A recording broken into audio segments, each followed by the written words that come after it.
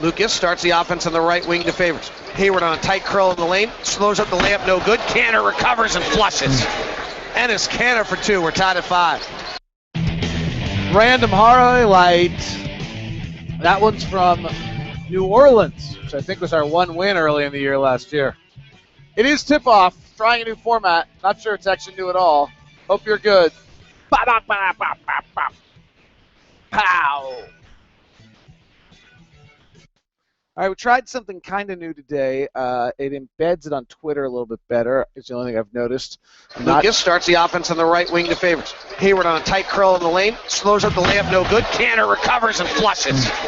Enes Kanter for two. We're tied at 5.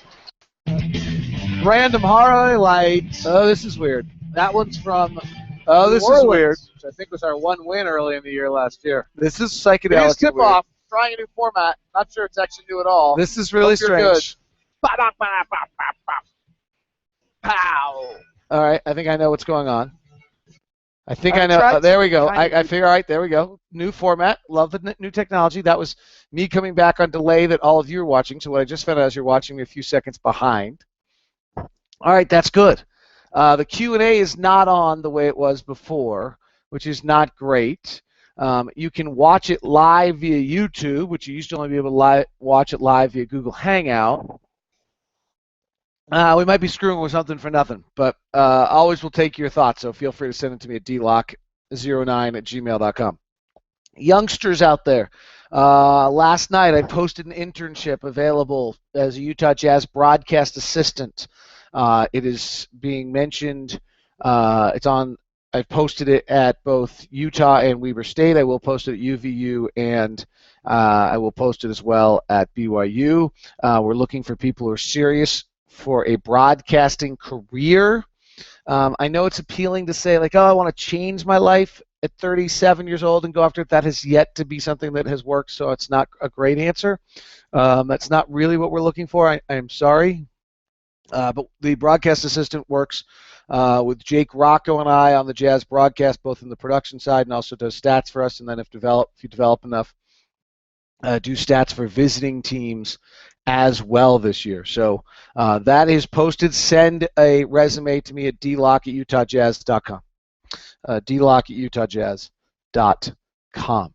All right, we got a bunch of stuff here today, and again, let me know if there's anything we've done here that's worth anything. I think we may just go back to the Hangout. The only value I see of it is that the YouTube embeds in the Twitter, which probably would increase the amount of people that see it. But it doesn't seem to me that the Hangout's open on the bottom anymore, which I'm not sure if that's a good or a bad thing. It's nice for me to see what people who I would classify as friends. I don't know. Yeah, call them friends. So who knows? All right, there seems to be an exodus to Santa Barbara going on right now. About 4 or 5 Jazz players have tweeted that they've landed in Santa Barbara. A little run to P3 before the Jazz get ready to go here and then open gym in September. So we're heating up. We're inside 30 days of training camp, and we're beginning to have the excitement level and feel it coming. A bunch of guys are still playing, but I think there's a feeling that most of the guys who are not playing are going to start showing up here fairly soon, which is, this is part of the whole young group trying to come together. Dennis Lindsay trying to make these things available to players. Nothing's mandatory until you get to Media Day, which I don't know. I actually think Media Day's got to be. Maybe, I don't know if the league rule says it has to be October 1st. If it's before October 1st, then it's going to be the last Monday or Tuesday of the month, which, here in September. I guess I better get to work here pretty soon. Don't worry, I've been doing plenty. Rudy Gobert continues to get time, 12 to 18 minutes. I thought we saw the opening game. He looked brilliant against Brazil, and then in the first half, and then foul trouble in the second half. The guy's got all sorts of opportunities to make it in this league and really be a force. There are 3 things that are going to prohibit him from getting extensive amounts of playing time. The first one is foul trouble. He's a 5-6 foul guy in 10 minutes right now. And that's going to be the first thing that has to evolve for him. The second one that has to evolve for him is his ability to make free throws. He's below 50%, at least from what I've seen in FIBA so far. That's a little concerning. Remember they played Hacky Gobert. He's got to be able to make some free throws. The third one is he is right now pretty restricted in what he's able to do offensively in traffic. Offensively in traffic, he's very limited in what he's able to do. If he doesn't have anyone between him and the rim, bam, here it comes. But if he gets people around him, he's having a little bit of a tough time. The positive is if he can run, set picks, and dunk with his defensive presence, he'll be an impact in the next year in the NBA. He'll play. Those are the three things that are going to get him from being a 15-minute NBA player to a 25 or a 30-minute NBA player. Probably non-foul trouble is going to get him to 20, and making free throws is going to get him to 25, and then being able to make plays offensively in traffic is going to get him to 30. And those are the steps that we're talking about. Raul Netto continues to look good. He's improved his bodies in the last year. He's improved his approach. He looks good. I know since the Jazz drafted Ante Tomic, and then we've never seen him, there's a feeling you're never going to see Raul Netto. I would go the other way. I think a lot of things can happen, but if you just look at this one logically, this year particularly, if you brought Netto over, there's a few reasons why you wouldn't do it. One, all the contracts would be put together one after another, and you'd be on the same timetable, depending on how what you sign him for and how you do it. He's not quite a rookie contract guy because he's second-round pick, so you're going to sign him to a 3-year deal or something. The second thing is he really wouldn't – there's not much time right now for him with trying to continue to develop Alec at the 2, and then Trey and Dante at the 1 with a little 2 combined effort. You put the third point guard on this team's not getting time. Sure, he's better than our third point guards. You're right. There's no question. But it doesn't make sense for Netto or the organization to bring him over right now because it doesn't stagger the contracts and there isn't time available. Now next year that discussion may change a great deal depending on how things play out and how he continues to develop. You're much better off this year having him play in the Spanish League, get that time, get that experience, have that growth, continued growth. He's shown he can grow in that league. It's not like he's going the wrong way. He's going the right way. And then maybe next year he comes over, and it suddenly makes more sense. Your contracts give you security, depending what happens with Trey and his contract coming up in a few years. There's more time available. You have an idea of who you have with Dante and Trey. Maybe Dante's a 2 and Trey's a 1. You find that out by then. Maybe you find out that Dante's Trey's regressing. Maybe you find out Trey's a bona fide top 15 point guard. Maybe you find out all 3 of them are really good. How good would that be? So, it makes sense. What's going on right now is not a delay tactic. It makes sense. Now, you never know how that's all going to play, but it does seem to go the correct direction as of this time. That Netto is still part of the future plans to be here at the earliest year after next, but it doesn't make any sense to do it this year. Let's look at Enes Kanter on-floor, off-floor, and our continued on-floor, off-floor little feature we've been doing. This one's not pretty. Last year, the offense was a 99.2 with him on the floor per 100 possessions. That's pretty poor. Anything under 100 is really quite under a point of possession is bad. It was a 102.3 with him off the floor. So nearly 3 points better with him off the floor than with him on the floor. Defense was 112 with Enes on the floor last year and a 105.7 with him off the floor. 105.7 is not good. 103.7's league average. But 112 is atrocious, worst in the NBA. So that's not good. What's weird about that is, remember, a year before was totally the opposite story. The defense was 8 points better with he and Favors when they were kind of that tag team second unit. The offense is not a different story. The offense was less good the year prior.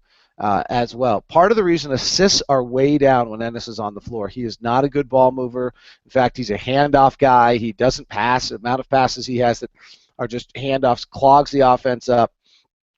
And you can see we refer to it as gravity now, where you have some pull on the floor. 3-point shooting above the break when Kanter's on the floor is down from 36% to 31.6%. So when he's off the floor, it's 36%. When he's on the floor, it's 31.6%. The corner three is down from 39.7% to 36.4%. Now that could be Richard and Marvin are off the floor, and those are his guys, and you're playing, you're not playing a stretch four, so there's not right. There's some other reasons of why that may be, but that's still pretty telling. Both were also taken much less often. So you're taking more shots in the restricted area and the paint non-restricted area without a noticeable improvement of those being made, and far less three-point shots with less going in. That's and less assists, and the turnovers are up, and that's why the offense is way down. Pace of play also down with Kanter on the floor. The opponent's shooting in the restricted area was up 2 percentage points and happened more often with Kanter on the floor. Opponent's effective field goal percentage when Kanter was off the floor, 50%, when on the floor, 53.3%. So there's the turnovers. There's some things in there that are a real issue. The turnovers are a 2-year issue now. That the turnovers go up when Kanter's on the floor. That has to probably subside here at some point. All right. I don't know if the comment section. The problem with this whole system we're doing today is if I go try to get your comments, then I think I get the live event, which is not what I want to do. So I don't know if I'm trying to think if I can get that. And what's interesting also is if I'm on the David Locke YouTube channel right now, it doesn't give me that a live event is going on, which is, oh yes it does, actually. That's kind of cool. So that's progress, but if I click on this, do I get your comments or your questions? And the answer is no. Oh yes, the turnovers go up when Kanter on the floor. But I also get that, so that's just not going to work. How about Ramon Sessions? Somebody asked, and the answer is again for what I guess to do what? To be our third point guard, and to take minutes from whom? He's not a great passer. He's a great driver. Gets to the rim beautifully. Doesn't help his teammates out a lot. Has never won. As a veteran leader, I don't know enough about him. Doesn't seem as though we're doing the veteran leader thing anymore. Doesn't look as though that's something that Dennis Lindsay, Justin Zanuck, and this front office really believes in. The veteran leader does not seem to be in the list of cards of how we're doing things. All right, let's do some more stuff on FIBA. Derrick Rose so far, 3 of 12 shooting, 3 assists, 7 turnovers, and 7 points in 40 minutes. I mean, having Rose back is fabulous, and it's great for the NBA, but I think there's a real concern. He was terrible last year. And so far in FIBA, 3 of 12 shooting, 3 assists, 7 turnovers. The stories of FIBA are 2 guys, one of which is a year delayed to the NBA.